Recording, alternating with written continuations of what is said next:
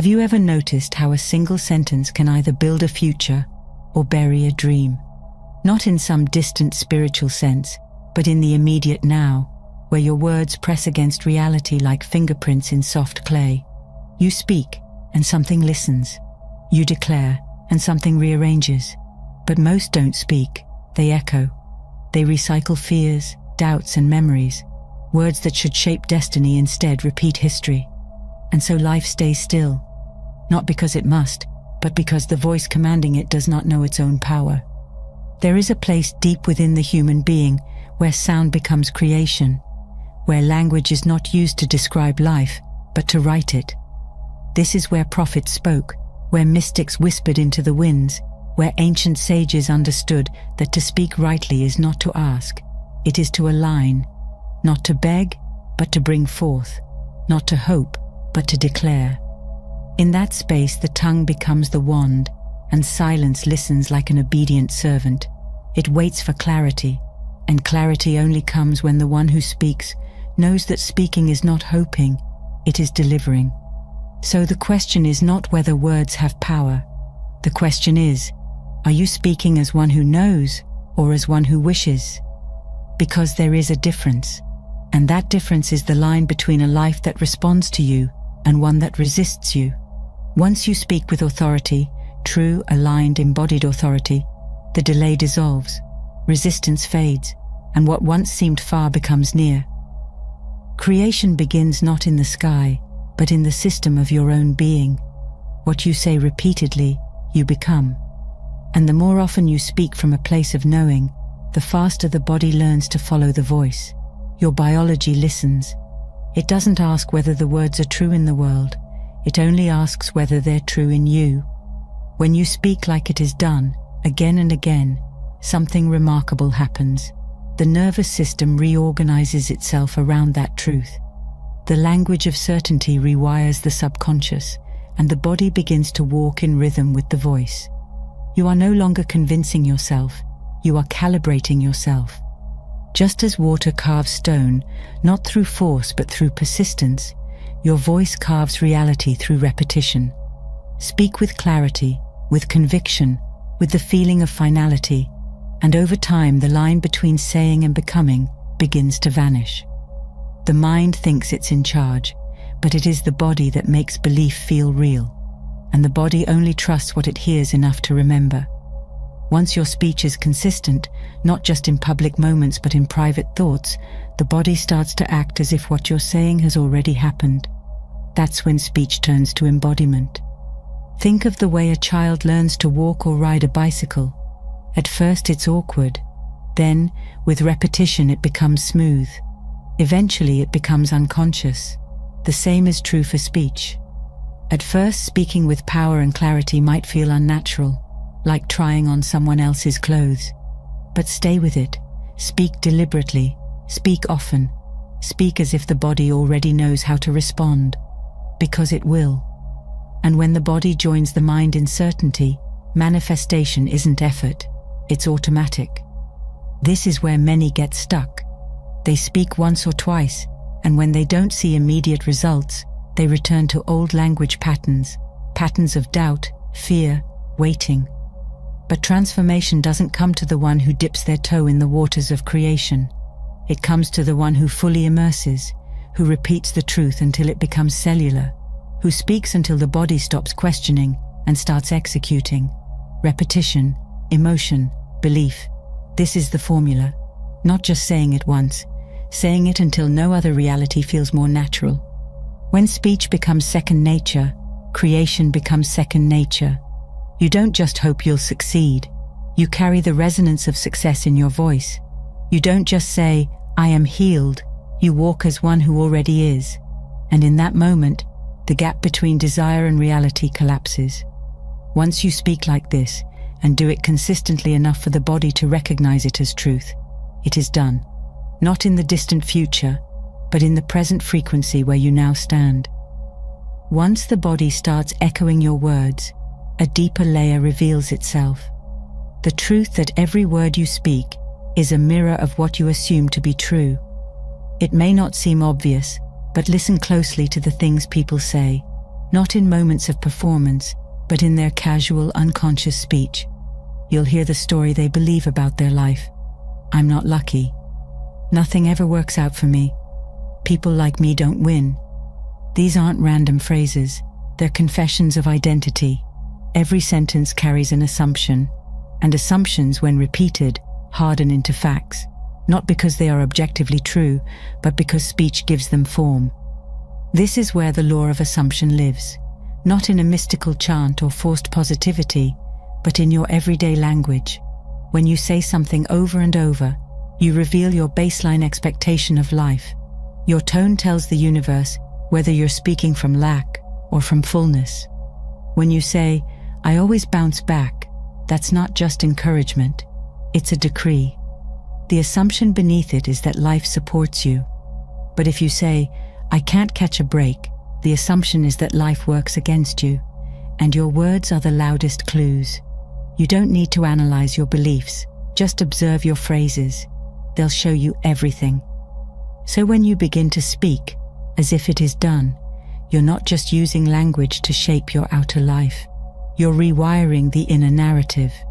You're shifting the assumptions your mind holds to be self-evident. And because the subconscious doesn't judge, it only obeys, your new assumptions, once spoken with enough consistency and emotional weight, begin to reflect back as circumstances. The universe is not asking you what you want. It's responding to what you keep saying.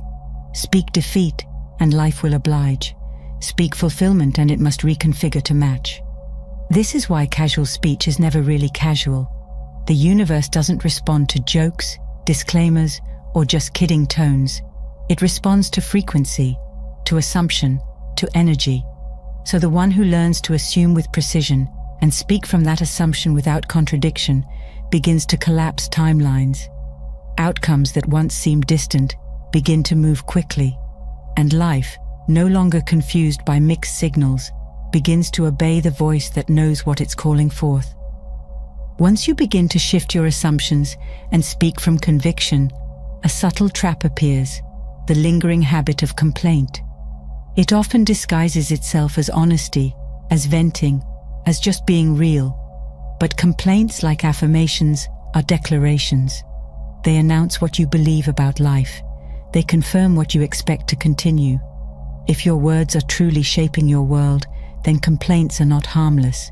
They are creative commands written in the language of lack. And when you speak them repeatedly, you bind yourself to the very reality you're trying to escape. A complaint is not neutral. It is a spell of reinforcement. Every time you say, "Nothing ever works out for me," you're not just expressing frustration. You're instructing your subconscious to keep creating that cycle. You're anchoring that belief deeper. Even if you want something new, your voice keeps pledging allegiance to the old.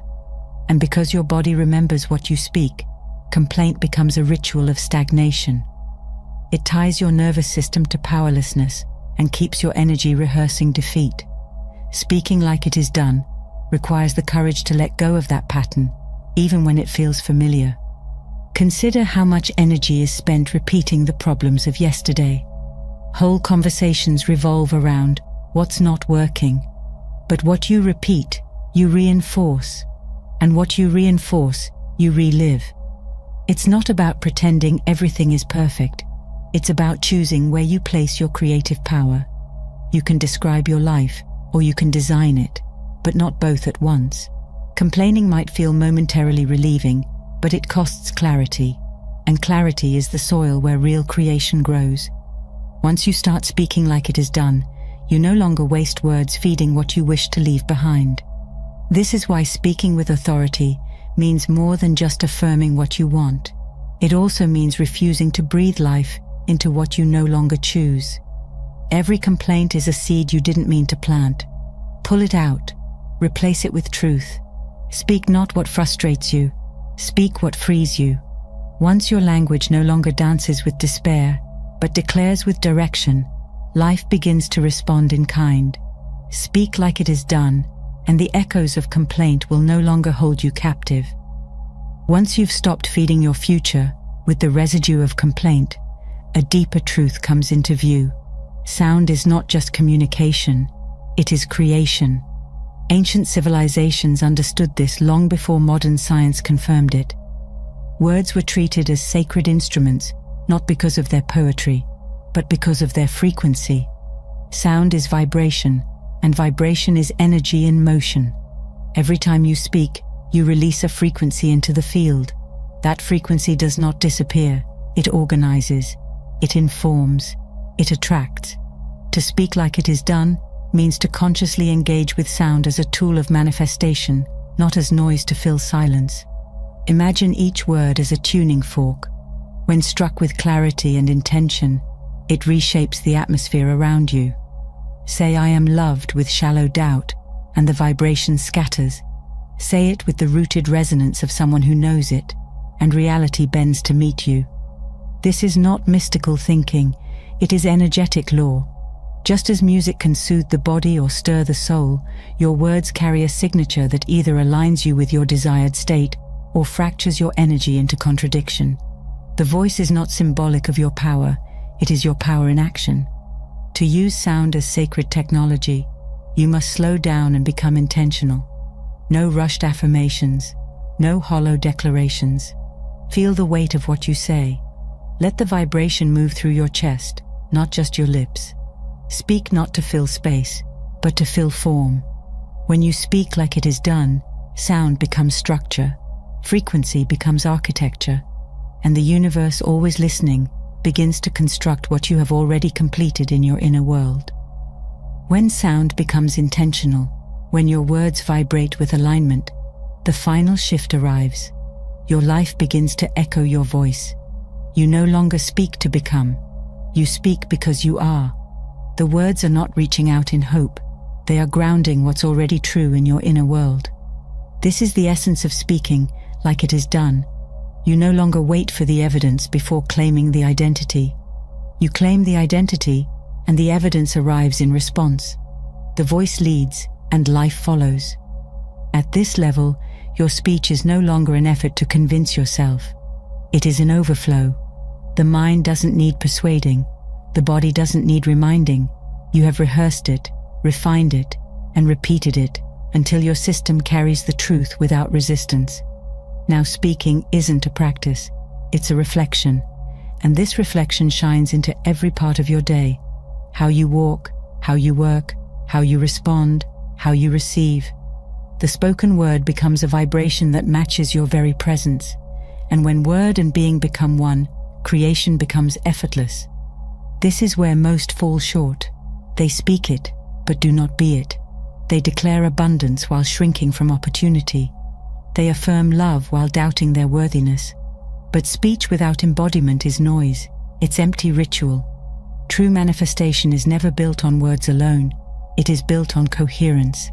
And coherence means your voice, your actions, your energy, your assumptions, and your emotions all point in the same direction. It is not enough to speak powerfully. You must live as if what you spoke is now your baseline reality. To speak like it is done is not a performance. It is a permission slip. A permission slip to become what you were always meant to remember. You don't chase outcomes. You don't plead with the universe. You don't narrate what's missing. You walk as one who carries completion. And from that place, your speech no longer reaches for change. It anchors it. It seals it. It declares what already exists in the unseen and calls it into the seen. Speak it, then be it. And once you are being it fully, there is nothing left to wait for. You weren't born to speak like a stranger in your own life. You were born to speak like the architect of it. Every word you release is heard by a universe that mirrors your level of certainty. When your voice stops wavering and starts declaring, reality stops hesitating and starts shifting. You are not waiting for the world to change. You are waiting to speak with the clarity that changes it. Each sentence you speak sets a frequency in motion. Speak with doubt, and life reflects confusion. Speak with completion, and life organizes around fulfillment. The moment you stop describing what is and start declaring what is done, everything responds, not because the words are magic, but because they are evidence of who you've become. And when who you've become matches what you speak, it is done, not later, now.